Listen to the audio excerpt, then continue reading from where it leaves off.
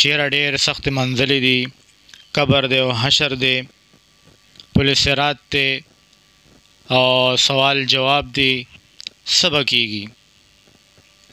د هغې حوصلې دپاره قرآن یو آیات ذکر کړی، یو نه متعدد آیاتونه ذکر کړي دي چې یو کار وکئ تاسو، بس یو کار وکئ تاسو، د آخرت ټول منزلونه آسان دي. او هغه یو کار څه دی؟ هغه الله قرآن کې ارشاد فرمایي ان الذين قالوا ربنا الله ثم استقاموا. په دنیا کې چې کوم انسان د الله د وحدانیت اعلان وکړو او بیا په هغې باندې مضبوط پاتې شو، څه مطلب؟ کله چې ته د الله د وحدانیت اعلان وکړې، د الله توحید آواز ولګې، نو هر قسم آوازونه شروع شي. څوک به وایي چې دی وهابي دی، څوک به وایي چې دی پنجپیری دی، څوک به څه وایي څوک به څه وایي، خو ته به دا دعوه په دې باندې به استقامت کې او د الله نه به د استقامت سوال کې. یو کار دغه و چې د الله توحید، د الله نه د کېدو یقین او د مخلوق نه د نه کېدو یقین.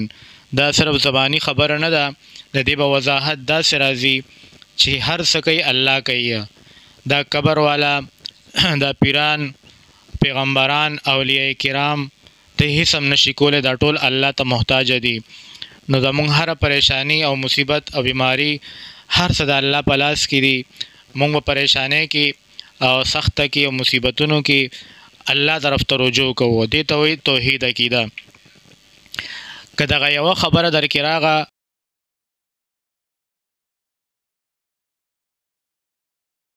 چې په دې دنیا کې ویلا د مرګ په ټیم کې به فرشتې ته الله تسلی درکوي، تتنزل علیهم الملائکة الا تخافوا ولا تحزنوا. مرګ په ټیم کې به فرشتې ته الله تسلی درکوي چې ګبراوېږه مه، ولې چې مرګ ډېر د پریشانۍ او د مصیبت شی دی، ډېر د وحشت شی دی. مرګ ذلکدن داسې آسان شی نه دی. چې د کوم انسان د توحید عقیده ای، د الله د وحدانیت عقیده ای، نو فرشتې والله تسلی ورکوي الله تخافوا ولا تحزنوا وابشروا بالجنه. یو کار وکئ، د الله طرف نه زیری د جنت دی، عقیده د توحید او په هغې باندې استقامت.